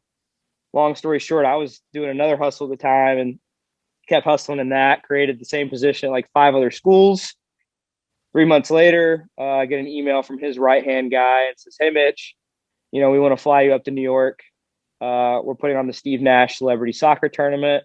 We want you to be the face of Cyberdust while you're there. Interact with athletes, get them on the app, go to the tournament, and then, you're our guy. So I went from basically at the time driving like a truck, delivering books to schools to going to New York City. I'd never been before. And this is a long story, but probably the funniest part of the story. Great time, like great experience, was there for a while. After the celebrity soccer tournament, Steve had all these people at Cipriani's Wall Street. And, as the owner of Cipriani's, if you've ever been in, Wall Street, Cipriani's, really nice Italian restaurant, great view, huge columns. You get to see the city, the whole street, all Wall Street. It's a huge, great spot. So Dirk Nowitzki's there. Steve Nash is there. Lloyd Pierce, the guy from the Atlanta Hawks, is there. All these athletes are there. All these models are there. And I'm like this 20-year-old, 21-year-old, guy, just like, where the heck am I? And I'd never been to New York before. I'd also never had Manhattan before. The guy that worked for Mark at the time was this guy named Omar, and he was kind of my like boss while I was in New York. And he loved messing with me. I was basically his pledge, the easiest way to describe it. So he kept feeding me Manhattans all night. And he told me, it's probably the funniest part of the story. He goes, Mitch, you've worked hard, on, being here, and we've liked what you've done and interacted with everybody, but I do have something for you. I was like, oh God. He said, I want you to go up to the DJ, it's people drinking, having fun, and then just random me, and tell him to put on Fancy by Iggy Azalea. And I want you to dance by yourself in front of everyone here to Fancy by Iggy Azalea. And I was just like, dude, there's no way. Like, if I do that, like, you're going to tell Mark I'm an idiot, and I'll get fired, and I'll never get invited to something like this again. He's like, or if you don't do it, I'll tell him the same thing. And so I just sat there and I was like, oh my God. And so I looked at his buddy. He's a good friend of mine in the fashion industry now. His name's Chris. And I looked at Chris and I was like, is Omar legit? And Chris, like, it's only one way to find out, man. Chris was just laughing because he knows, like, my head is like, well, what am I about to do? So I was like, all right, screw it. So I go up to the DJ. I was like, hey, man, Omar says to put on Fancy by Iggy Azalea. Puts it on. I danced by myself for 3 minutes straight, 4 minutes straight, however long the song was. At the end of the song, there's like this dead silence, deadpan silence. And like Dirk, his wife, like everyone's just looking at me, Steve, and they're just like, and then all of a sudden they go, yeah. And they just like screamed and were like hyping me up. And they're like, that was awesome. And I don't know what I was doing. I was just dancing like an idiot. And the rest of the night, like, I had the owner of Cipriani's like give me a cigar, lit it for me. He was like, that was hilarious. Like, that was so dope. And like all these dudes the rest of the night were like, dude, you're the man. And it was just like this hilarious experience of just like, I was so scared. It was so dumb. It was pretty funny. Omar was making me do that. And it turned the night around for me. I made really good business contacts the rest of the night. And yeah, it's probably my funniest story of just like something random that I have no idea what or why it happened, but it did. And yeah, pretty funny.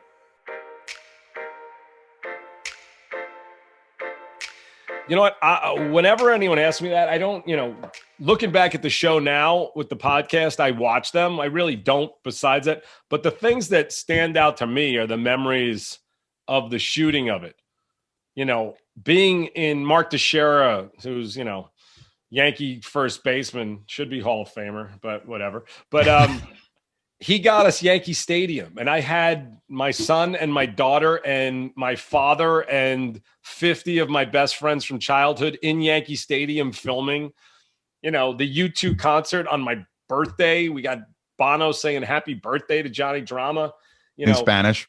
In Spanish, which we didn't know he was going to do in Spanish. And it's almost better that way, Doug. Everything about it was magical and perfect. And then Tom Brady just coming on, like, by the way, with 3 Super Bowl rings, when I'm like, we got the GOAT on this show, 3 at the time. And now to play golf, like a real public. I mean, he wasn't stiff. He was great, but I'm saying like he was just kind of, hanging out. Like, what was he like on set? Not to go off the honestly, this is not, he's the type of, he carries himself like everybody should. There were no agents. There was no surrounding people. His call time was ridiculously early, which we usually try not to do with star cameos, but he had a lot of stuff to do. But he was there at 7 a.m. It was freezing on the golf course. It sounds like a fake story, but got out, no stretching, no practice swings, grabbed the club, and from like 250, on a par 3, just put it like a foot from the hole. And, he was always he was a fan of the show, and he was always great. And after 5 minutes, you kind of feel like he's just one of the guys, as opposed to like, okay, we got this big star with us. And I'm guessing that's what works in the locker room for him as well. He's just a regular guy who happens to be great at what he does, But on the golf course, you captured all of the good stuff. And then E goes with a different group, and Turtle's miserable, and Jamie Lynn's calling Turtle. How do you come up with all this stuff, Doug? I know that's a very blanket question, but that podcast was fantastic. That episode was fantastic. I don't even know. I mean, sometimes I look at when I'm starting a new script, I honestly look at like, how the fuck did I do that?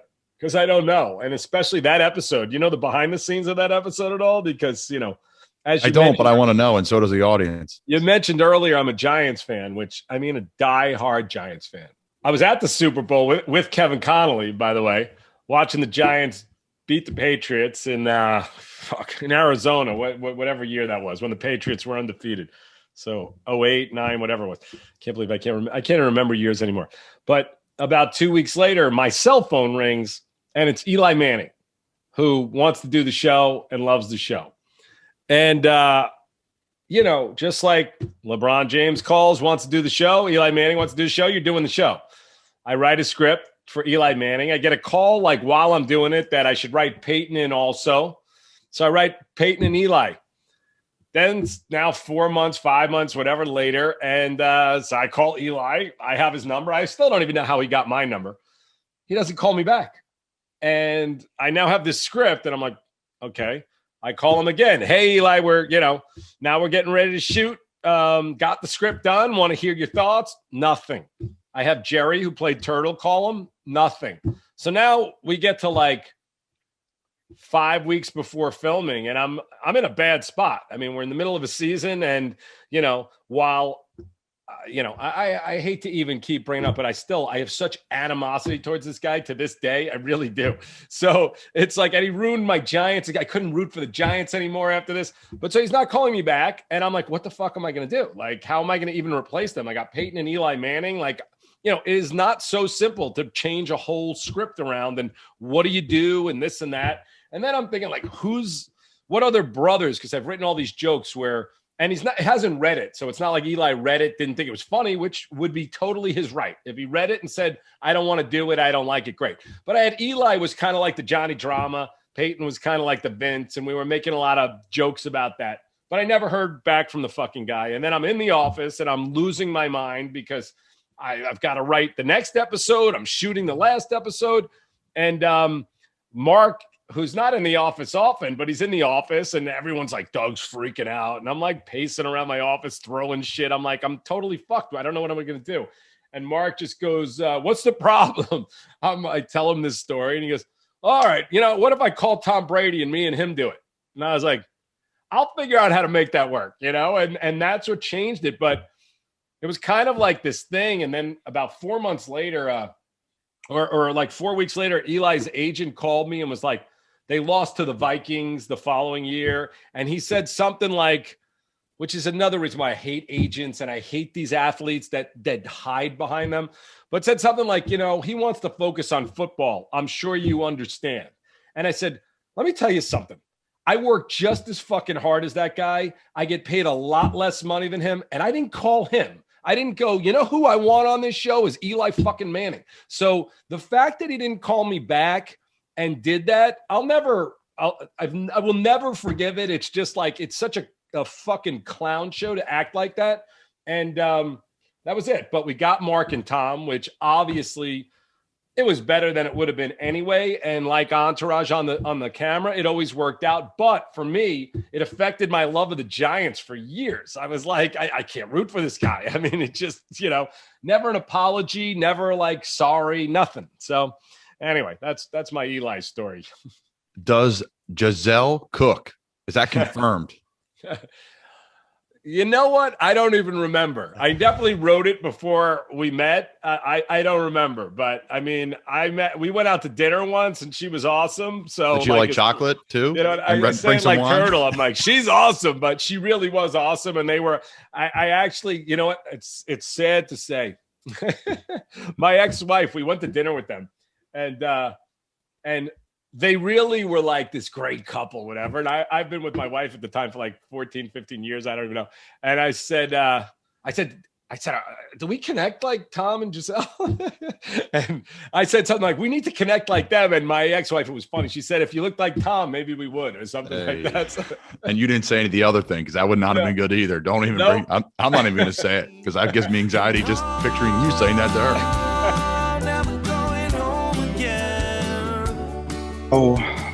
Born and raised in Newark, New Jersey, by a single mother. I'm the second oldest of 5, and, grew up in the area, 15th Ave, 17th Street, in the West Ward of the city. A lot of, gang violence, drug violence, carjackings, robberies, you name it, there's all types of stuff. Crime-ridden city, it's gotten better over the years, a bit better, but still, kind of experiencing the same things. But, I've experienced friends, shot in front of my face, had friends on my, high school team murdered, cold blood, all types of stuff. And then, just experiencing that stuff in the city is, it just taught me to value life. It's just like, you have to cherish it. Can't take it for granted. And then, some of the lessons that I learned even from my mom was just, don't expect something for nothing. Don't expect anything to be handed to you in life. And you have to go out there and you have to work for any and everything that's going to come your way, or, you're going to have an opportunity for it. So I just kept that stuck with me. And, for me, getting to this point of my career, knowing that I didn't have access to some of, the professional athletes, or some of the financial, literacy or credit repair courses, or, free training camps and stuff like that. I didn't have access to that growing up. We didn't have anyone from the city that we knew that was going out there getting it done and then coming back and, pouring their knowledge back into the city.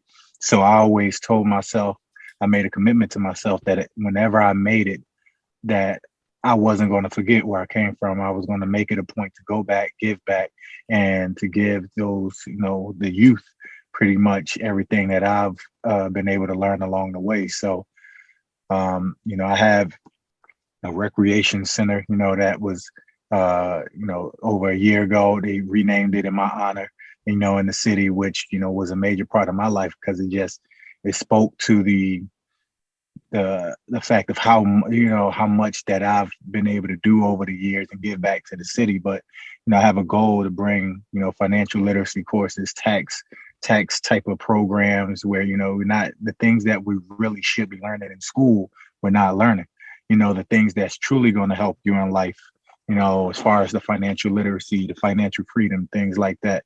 That's what's going to take you a long way. And, I think it's crucial in urban areas. And that's what I'm going to, continue to do, give back, teach, and, continue with the free camps as soon as, everything opens back up in the state from a COVID standpoint, because I know I still get messages till this day. Kids are just so, when are you going to do your camp again? I look forward to the camp, are you doing it this year? And I just have to keep, man, I just want to be safe. I don't want to, rush it. And then because from the very first year when I started in 2014, we've averaged about 500 plus kids a year. Wow. So, and I'm talking about free, all expense, it's free, it's paid for, just show up, listen. The most I'm going to ask you for is your attention. Just listen, soak it all up, and have fun. Giving away, free iPads, headphones, Under Armour gear, just all types of stuff. And just to see the smile on those children's faces, that's what made my day. That's what it's all about. When you make it, you reach back down, you lend a hand for the next Tahir Whitehead and the next Colin Thompson, whoever it is, you reach back and then you pour whatever you have of yourself a little more into someone else. Talked about the violence, the crime. How did you avoid it? Honestly, I I found myself being in the mix, here and there. A few fights, when you live in, the gang areas, you naturally you're affiliated just off of where you live, oftentimes. And it's just like, that is what it is. So I found myself having to fight, on plenty of occasions. You grow up, you have a friend, it's like, look, he gets into it with some guys, like, okay, that's my boy. I'm not going to just let them jump my boy. So as far as the extreme, everybody has fights, right? It is what it is. But as far as the extreme violence and things like that, guns, knives, things, I saw it and I just didn't want to be a part of it. I didn't want to contribute to the things in which that was going on in my neighborhood because I didn't agree with it. And on top of that, I never saw myself taking someone's life. I never wanted anyone to take my life. I never wanted my freedom to be taken away from me. So I told myself, look, you better stay out of the streets and stay involved in, sports or something like that, or, whatever it is, but that's not the life you want. So, stay away from it, far away from it. And you create a rec center, or there's a rec center that's placed in your name. And that's a great way to give that opportunity. Right. And I'll never forget it. We were talking, and I probably talked to you a handful of times this year about things I was struggling with, things that were going well, and just picking your brain on things. Obviously, we have connection through Temple, but someone I respect as a human, obviously as a player. And you told me, you're like, hey, man, there's a rec center. They're naming a rec center after me. And I lit up. Like, that's the goal. Like, that's what it's all about. Like, generational stuff to tell your kids about. Like, great, like you made tackles and that's awesome for you personally. Right. Like it's cool, but at the end of the day, you really can't share that with anybody. Like, you could share some wins, you could share some losses, you could sure share a Super Bowl, but they're hard to come by. But stuff like that's extremely hard to come by. Just talk about the whole process, finding out you're getting named, that they're naming it after you, and then what's your involvement been since then? So initially, I like I stated, in 2014, started my my free camp. So every year, year after year, handing out gifts, handing out, just doing so much in the community. You talk about coat drives, book bag drives, back to school drives, Thanksgiving, and I did it all just from the kindness of my heart. I never looked for anything in return. And I get a phone call. It had to been early February of 2020, and they're just like, look, don't say nothing yet, but it's just been approved that we're going to be renaming just the Trek Center, in your honor. And I'm like, get the hell out of here! Like, why are you playing with me? And they're like, no, I'm serious. We just voted on, they passed it, and it's going down.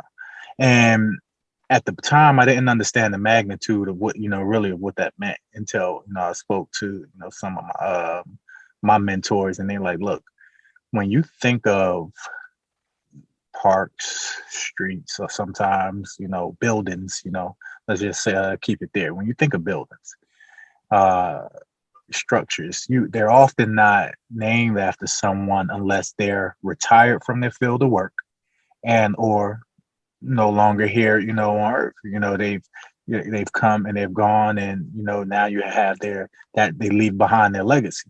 He's like, you're still active in your field of work, you're still here with us, and you're still doing things. Like, that's major. It's really it's rarely done, and especially in the city. I don't think that at no point in time it was ever done. So it was extreme excitement on my end, and since then, like, I'm always on the phone with the director of the facility, Marquise Lewis, who's really like a brother to me, and he, we're constantly trying to figure out what programs we can bring to the city. Speaking to another Temple alum, Tamiko Richardson, just trying to help me out bring entrepreneurship programs to the facility and different areas of the country. And it's just like, we're trying to do so much, and you mean well, and it's just like, God shines his light down on you, and he sees your hard work, he sees your efforts, and he knows you mean well, and it's a blessing. Bunch of booze. It actually triggered me. A picture of you when I was going through some different things for our interview. The Eagles Super Bowl parade. What was that like? Oh, dude. So the Super Bowl is really cool. Obviously not many people get to do it. One of the best things you'll ever get to experience as an athlete. Winning any championship is obviously really fun and really cool, and that's why you play the sport. But bro, like, the parade is on a whole nother level. Like that, when people ask me like, what was my favorite part about that year? Number one was like the guys that we did it with, but like number two, a close second was like, dude, that parade was out of this world, man. Just so much fun. The city did it right. I mean, they were starving for a football championship, dude. They haven't won one. They never won a Super Bowl, but they won a championship, way, way, way back. And so just to be able to do that in that city, bro, they deserved it. The way we did it was really cool, as well. But there's so many factors that, the way we did it, the guys we had, the city, the no championships, like, all of that just blends in, and it just makes the story, so much cooler. Yeah, dude, great time. Probably my favorite Philly moment ever. And you just you can't replicate it. You can't beat it. I remember that morning I woke up at 4 because I was training at Temple, and they were shutting streets down for the parade. So I'm like, oh man. So I got to Temple at like 6 a.m. and trained till like 7 or 8, and then got out of Dodge because it was just chaos. And I got home, and that's right when Selleck was on the mic. Yeah. You had a good one going. Or Jason Kelsey. Or Kelsey too. Yeah. Who got the most banged up? Oh, dude. So Selleck is one of my favorite people ever, right? Favorite people. So the tight ends were all, I think the running backs might have been as well, but I know I think it was just tight ends. Who was your tight end room that year? It's a pretty good room. Dude, unbelievable room. So started at top with the coach, Justin Peel. Great guy, phenomenal coach. I think it was his first or second year as being like an actual tight end coach. He played 10 years in the league. He's like the epitome of a meathead. Like, he wants you to run through every person, no matter Adama Sue. Like, he wants either one of us, and we have no business running through Adama Sue. Like, I'll stay far away. You know what I mean? He wants you to do that. If you don't do that, he's gonna yell at you. But phenomenal coach, right? We all really enjoyed being with him. Then you have Brent Selleck, the vet. I think he was on year 10, maybe 11 that year. He retired the following year. Philly legend, the best tight end to ever play in Philly. And then you got Zach Ertz underneath him, those are 1 and 2, whatever you want to say. You can say one guy, I'll say the other guy, like whatever. They're both top 2 tight ends ever playing Philly. Then you had me, and a guy named Billy Brown was there. I don't know, but it was just us three, me, Zach, and Selleck. So that just was really you our three ring. that good. Okay, wow, that's cool. Yeah. That's rare. Like that's a lean group. I mean, you guys are all really good, so that helps a lot. But rooms are a little bit bigger. That was our group, bro, and we were all on the bus together. And like, I'll never forget, like, Selleck was so banged up. Well, Billy was there because Billy was in charge of bringing beers onto the bus, right? And so, like, what people don't realize is that they were telling us the parade's going to be 2 hours long, right? You get on the bus at 10 o'clock, you're back by 12 at the latest. Bro, we didn't get back until like 5:45 that afternoon. Like, it was literally like a 5, 6, 7 hour parade, which obviously made it so much more fun. But Billy's in charge of bringing the beers, you know, and so Billy gets there. He has like a 12-pack of beers. We're like, Billy, there's 4 of us, 4 guys, not even including the women. You know what I mean? 4 guys, and you're bringing 12 beers for a 2 hour, supposedly 2 hour, you know, you should have 12 cases celebration. Yes. And so I'm thinking to myself, like, we're not gonna have enough beer. Like, this is gonna be bad. And I'm not a beer drinker, but like, whatever, I'll do it. You know, dude. I don't even know if we might have drank 1 beer from Billy, and we were drinking whatever people were throwing at us. And I can't chug. I couldn't chug it. You told me I'll give you $100,000 right now to drink a beer in less than 5 seconds. I couldn't do it. Honestly, I'll try as hard as I could, but I can't do it. Bro, we were downing beers, bro. And they were freaking throwing beers. We're chugging them. They're throwing the little liquor, little, I don't know what they are. They're not pints, but they're smaller. The little one shots. Yeah. One shooters, bro. And you're just shooting them and beer and shooting them. And you're like, as soon as you look to the crowd, a beer is coming. You look the other way, a beer is coming, bro. Like, we're catching beers and making sure they're not hitting the ladies and like hitting ourselves. And we had no shortage of whatever you could ever imagine during that time. So to say all that, Selleck was banged up, bro. And I was telling Selleck, bro, you don't gotta speak. He's like, no, I gotta do it for the city. I'm like, bro, like, you don't gotta do it, bro. Like, it's not that big of a deal. He's like, no, I'm trying to talk him off the cliff. But long story short, he ends up doing it. Phenomenal speech. You know, obviously a legend in Philly. But what a great time, man. Great event. And it was really, really cool to be a part of.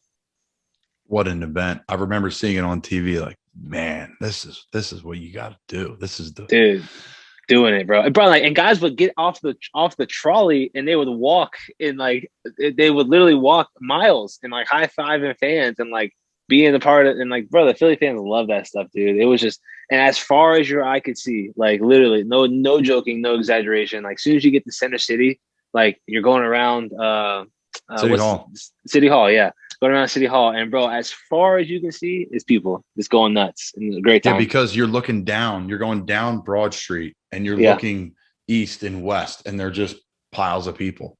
Yeah, you hit Broad Street, and it's a roundabout, but we went the opposite way because everything's closed off. So we take a left as soon as we hit City Hall, and to go to the Rocky Steps, and it was cool, man. Unbelievable event. They did a really good job. Where do you keep your ring? Is it in a case? You got a little trophy case? Yeah, we have a safe here in Tampa, but I take it with me whenever I'm playing. So like whenever I'm in Indy, I bring it with me. You really don't wear it as often as you would think. You know, maybe 3 times a year. You know, and one of those being the Super Bowl that year. So, man, it's cool to look at. I just got it cleaned recently, probably like 2 weeks ago. But yeah, bro, they did that right too. It was a good job. They did a good job with all that. Is it a massive rock? Like, is it just, I've seen the pictures of it. It's unreal. Plus the Eagles green's cool. Yeah.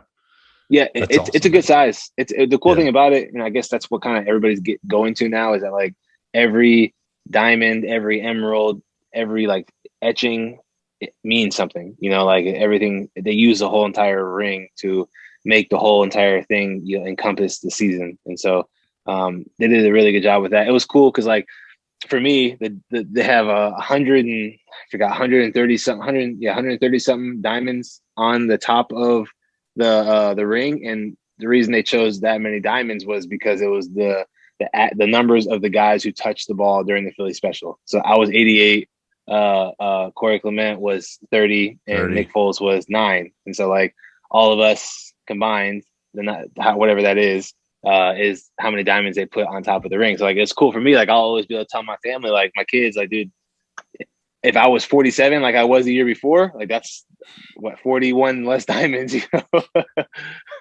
Thank God you changed your number, Trey. Goodness, all the Eagles, yeah, bro. all the Eagles players are saying the same exact thing right now. Yeah, bro.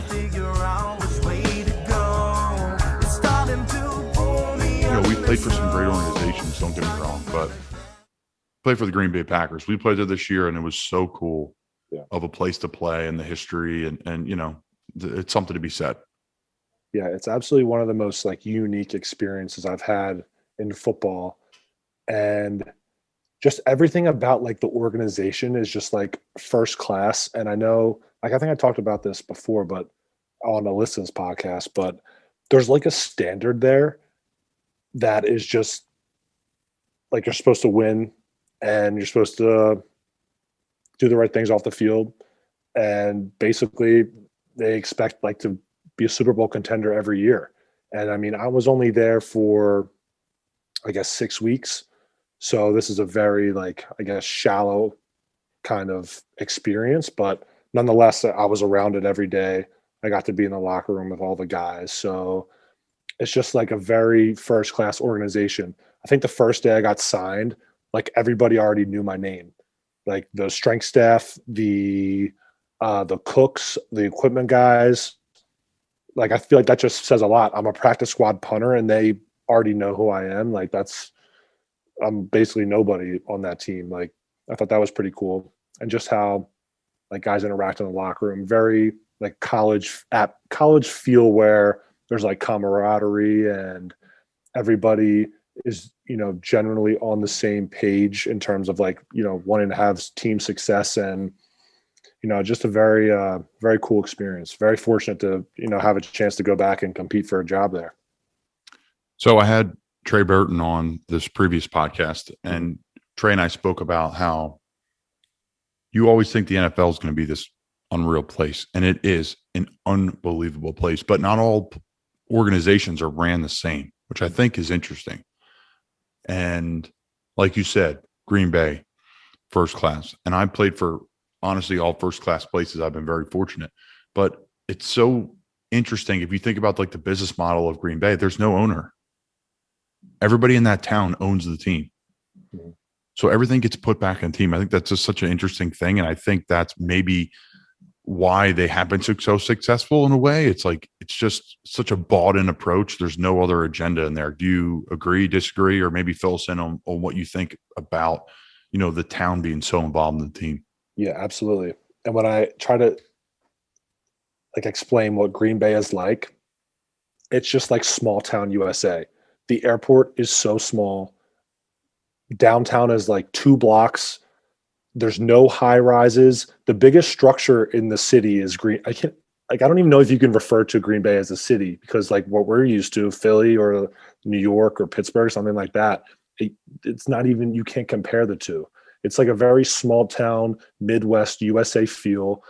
And the Packers are basically, like, I want to say the pride and joy of the area. Like, people just are bought in. Like, football is very important to them. And I think that the players there understand that.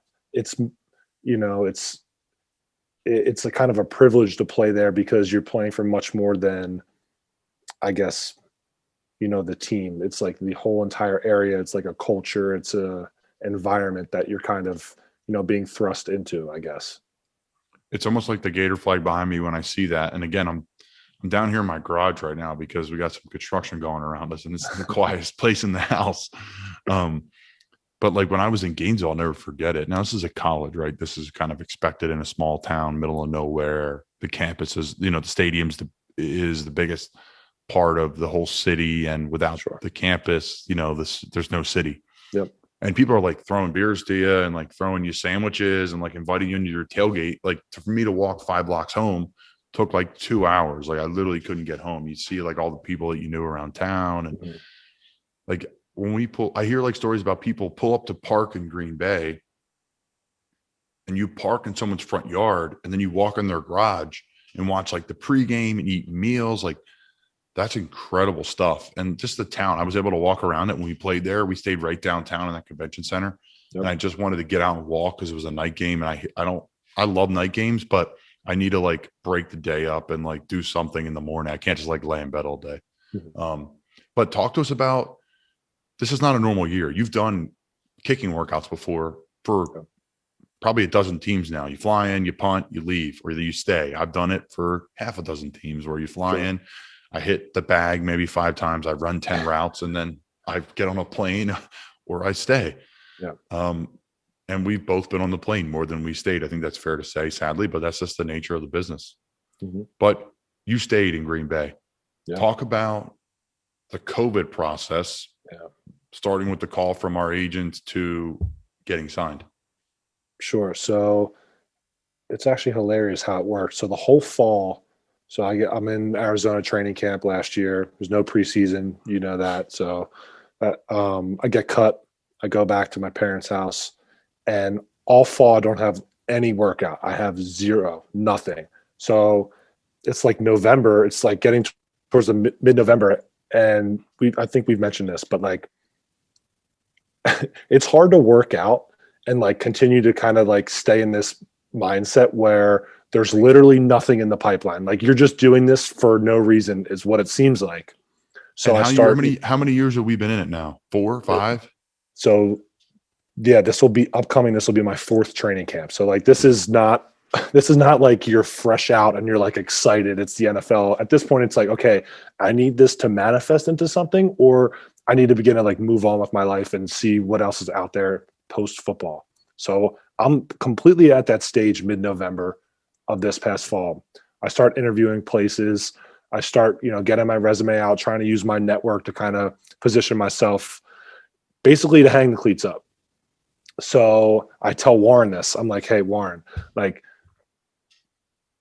this is what he pitched me when we first sat down, and which is why I like them from the jump. He would never lie to me, and he would tell me straight up, like, what's going on. So I said, hey, you need to tell me straight up, like, am I staying ready for a purpose? Like, am I still going to get a shot, or is it time for me to move on?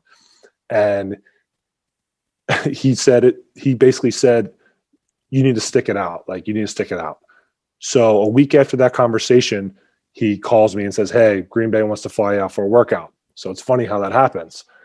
So I go out to this is long-winded, but getting back to like COVID this year for a workout. Normally you find out you have a workout, you fly out the day before the workout, you stay one night, you have the workout, either you get signed or you fly home. But because of COVID, I had to fly into Green Bay, I think 6 days before my workout. And this is like, I think my workout was scheduled for like December 27th. So I'm out in Green Bay at a hotel by myself for Christmas. Like literally, I don't know one person there. You have to stay in the hotel. I don't have a car. Luckily, they were giving me money for the restaurant that was in the hotel. And luckily the hotel was like beautiful. It was really nice. And the food was awesome and the staff was awesome. But so I'm in Green Bay by myself for 6 days. They gave me footballs. There was a little turf field in Titletown, USA, which is right by the stadium. So I'm out there literally punting, trying to stay ready for this workout with like 40 little kids playing backyard football, which was actually phenomenal. And it like brought me back to my youth. But and you're in Green Bay over the holidays. It's definitely flurrying while you're punting. Like, it's freezing cold. Like I don't have like any like the cold gear. I'm just out there freezing, but you have to stay ready. I can't just not punt for 6 days and then supposed to punt for this workout where it's like I'm on my last breath in the NFL. Like I need to perform at this. So get through the 6 days, test negative, have my workout, and do well at the workout. And it's funny how this happens, but in the NFL, there's a workout list that goes out to all the teams. So each week, all 32 teams get a list of the names of guys who teams have brought in for a workout. So it seems like Arizona caught wind that I was in Green Bay working out. So they decided that they wanted to sign me to the practice squad. And so basically what I think Warren and Paul and the guys did was leverage that to kind of influence Green Bay to like make a decision quicker, because after the workout, they said, okay, you did well. We like you. We want to sign you, but probably next week. So I think they used that as leverage to say, okay, next week he might be signed. He might be in Arizona signing to them. So why don't you just sign him now? So basically sign me, and I start practicing maybe a couple days later. It was after you guys played, actually. Did you guys play on a Thursday night football, right? Yeah. So I was out there. I was in Green Bay. We didn't play Thursday night, but you were there in a hotel while we were playing there. Yeah. It was a Sunday. It was a Sunday. It was a Sunday night. So I was there. It was before. It was before Christmas, I believe. We played out there. Right before. So then that was early in my stay then. But then, so that next week, I guess it was that Friday or Saturday, I signed to the practice squad, I think, before the Tennessee Titans game. That might have been week 16.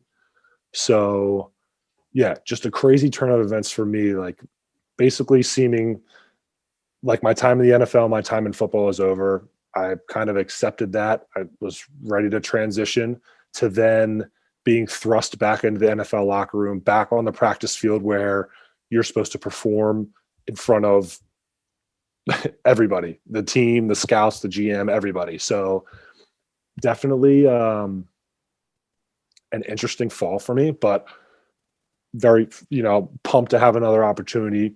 I feel like my time in Green Bay, like, reinvigorated my passion for football again, and like why I dealt with all the BS and why I've done this for the last 3 years and why I continue to pursue like where I'm trying to go, just because, it was awesome to be back in the locker room and be around the guys and to have that juice again to go out there and have to perform at a high level. So it was awesome. And even though time goes on and you found someone new, Auburn, you stopped there for 2 years, and then Tennessee, the big one, obviously, the career driver for you. And, a lot of it's about Coach Summit, and rightfully so. She is the best coach ever in all sports, one of them. But for you, your role there, can you define it? Or you can't put it in a box, I'm sure. No, that's one thing when you work for Pat Summit, you were never in a box. You wore many hats. And she told me this. She said, no job is ever too small or too big for you. Do you understand that? I was like, yes, ma'am. She said, and I go by that same philosophy. So we knew that whatever Pat asked us to do as her staff, she was willing to do it, or she'd already done it. So she was a tremendous leader. And I've worked for a lot of people since then and prior to Pat. And I've worked for I've worked for 5 Hall of Fame coaches, 6 including Pat. So I've worked for some really good people. But she, by far, is the best leader that I have ever worked for. And in a way, it's been a curse, because the bar was set real high, very high. And it's just so hard to, you just go, oh, would Pat do that? Would Pat do that? How would Pat handle this? And that experience for me was invaluable. I mean, we were good friends. She played so many roles in my life that I didn't even realize it till she was no longer here. What a big gap she left. And not just in my life, in many people's lives.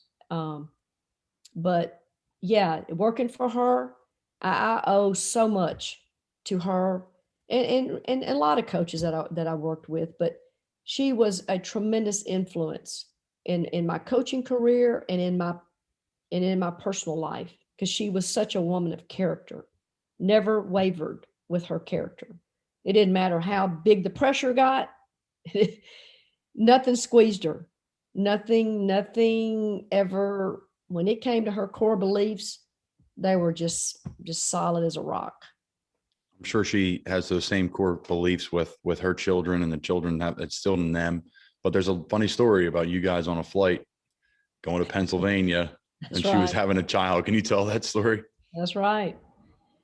Well, she was pregnant with her son, Tyler, and she was in her 9th month of pregnancy, and we were on a private plane because she couldn't fly commercial, and we fortunately were able to fly private quite a bit at Tennessee, and we flew up to Allentown, Pennsylvania, which is a solid 2.5-hour flight from Knoxville. And Michelle Marciniak, who was a All-American little point guard from Allentown, being highly, highly recruited by everybody. So we'd already had to cancel one recruiting with her because of something with Pat's health, and the doctor said, not sure you need to go. So we rescheduled it.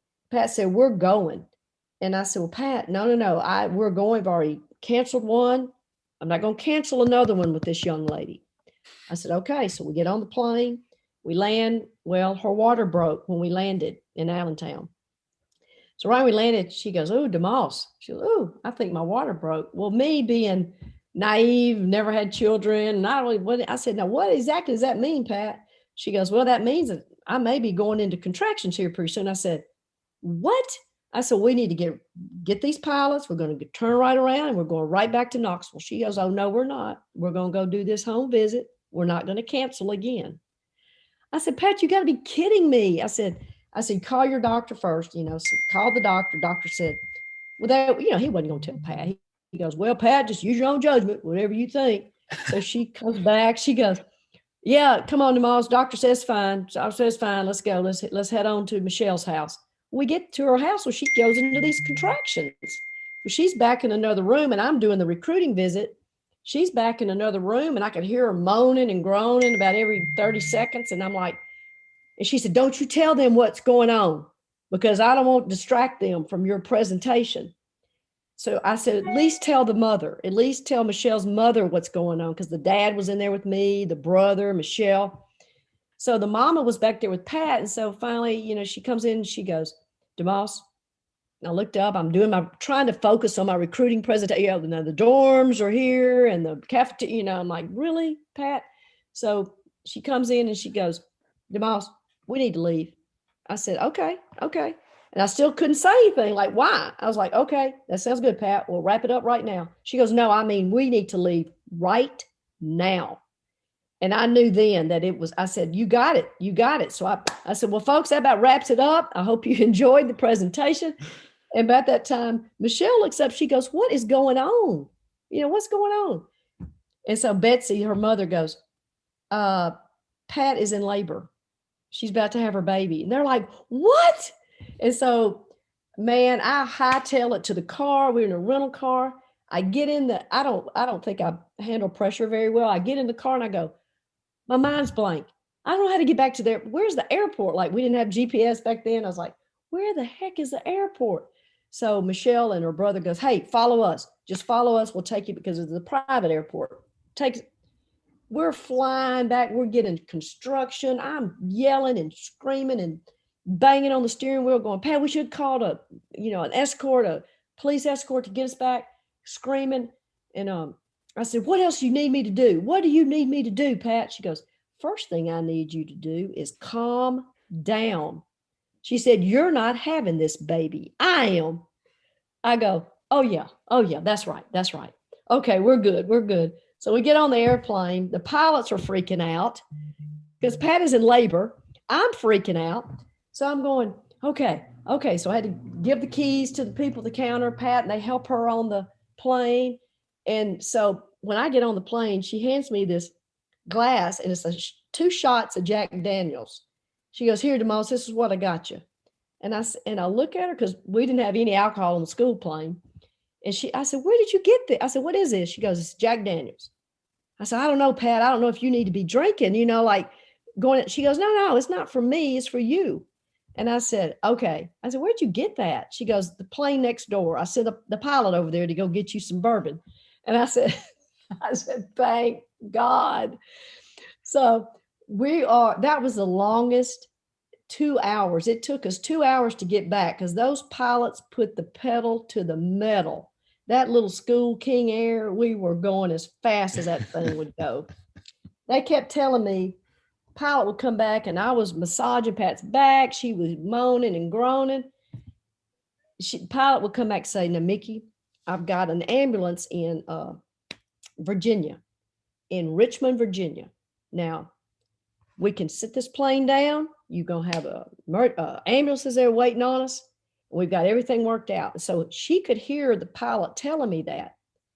And so I'd say, okay. I said, now how far is Richmond? We should get there in about 45 minutes. I said, okay. So then Pat would say, DeMoss, come here. So I'd go down to the back of the plane. She'd say, if you let these pilots land this plane anywhere but Knoxville, Tennessee, you're going to have a mad woman on your hands. Do you understand me? And I knew when Pat meant business. I said, yes, ma'am, I do. I went back up to the front of the plane. I said, hey, guys, do not put this plane down, but anywhere but Knoxville, Tennessee. What if she has that baby on this airplane? I said, if she does, we'll figure it out. I said, but do not land this airplane, because Virginia had beaten us the year before. The University of Virginia had beaten us in overtime to keep us from getting to the Final Four that we were hosting in Knoxville. So that was another motivation for Pat to not have her baby in the state of Virginia. Now that's how personal she took that She was loss. dialed in. And I said, okay, you got it, Pat, you got it. And so I was trying to motivate her and talk to her and going, Pat, you can do this. And, and so-and-so's mama had 11 children. Remember her? It was the people some kid we'd recruited, and she had 11 children. I said, remember Miss So-and-so? She had 11 children. Surely you can have one. And she goes, I'm not worried about the pain. I'm not worried about that, Mickie. And I go, what are you worried about? I'm just worried about having this this baby on this airplane and you having to. I said, oh, well, that makes two of us. That makes two of us. No, you don't need to have this baby on this airplane. I can assure you that. So somehow we got back to Knoxville in time for her to have that baby. And we had ambulances there waiting, and her husband was there. And about the time we got close to Knoxville, I was going, Pat, we're almost there. We're almost there, buddy. We're almost there. And she said, you're going to come in the ambulance with me, aren't you? And I knew I wasn't. I was so done with that. I said, Pat, look, you got medical people there. RB's going to be there. I said, no. I said, you don't need me there. She goes, yes, I do. I said, why? She said, you're the only one that knows what to do. I said, I know you're delirious now, if you think I'm the only one that knows what to do. So I said, no, I'm out. I said, you're going to be in good hands. So they got her to the airport, and she had her son a few hours later. Wow. Where do I even start? A couple questions. Well, one statement first. The pilots have that story to tell for forever. Exactly. And when we landed, they said, come on, DeMoss, we've got some more bourbon in our office in the airport. I said, let's go. We went in there and just knocked out about a fifth of bourbon. I was going to ask you, how quick did you finish the bourbon on the plane? Oh, that was like the first 5 minutes. I chugged that. I felt a lot better after that Jack Daniels. Oh my goodness. And even though time goes on and you found someone new, I never thought you were acting. But on the come around, you'll be another one on your own.